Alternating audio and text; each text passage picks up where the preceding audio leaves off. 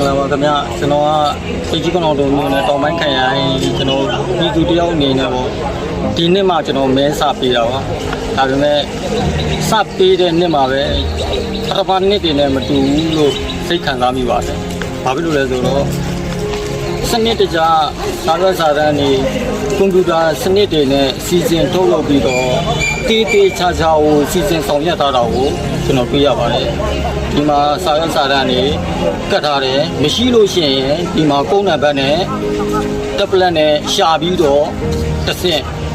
င့်ငယ်သွားပြီးတော့မှထည့်ရတာဖြစ်တဲ့အတွက်ကြောင့်ဒီမဲဒီဧကန်စစ်မှန်ကန်ကြောင်းကိုကျွန်တော်အနေနဲ့ခေါ်ယူပါတယ်ဒီသူတယောက်အနေနဲ့လည်းလက်ပြီးခွင့်ရတဲ့အတွက်ခေါ်ယူပါတယ်ဒီမှာချက်ချင်းနေတွေရောဒီမှာတယ်လီဗီတွေရောအကုန်လုံးပို့ဆောင်ရေးခန္ဓာတွေရောအကုန်လုံးစီစဉ်ဆောင်ရွက်ပေးတာကိုလည်းသိမြင်ရတဲ့အတွက်ကျေးဇူးတင်ပါတယ်အားလုံးမြင်ကြပါဗျာကျွန်တော်ဒီလူနဲ့ဒီလိုမျိုးတွေမှာမဲပေးပါပေးလာပြတာပါဒီနေ့ကဆိုလို့ရှိရင်စာနဲ့မဲပေးရတာအခုကျတော့ဒီနေ့ကပြောင်းသွားတော့စက်တွေနဲ့မဲပေးရတဲ့ခါကျပုံပြလွယ်ကူတယ်ပုံပြလည်းမြန်ဆန်တယ်ပုံပြလည်းတိကျတာပေါ့နော်အဲ့တော့နိုင်ငံသားတယောက်အနေနဲ့စာရမဲလာပေးရတဲ့ကိုယူပါတယ်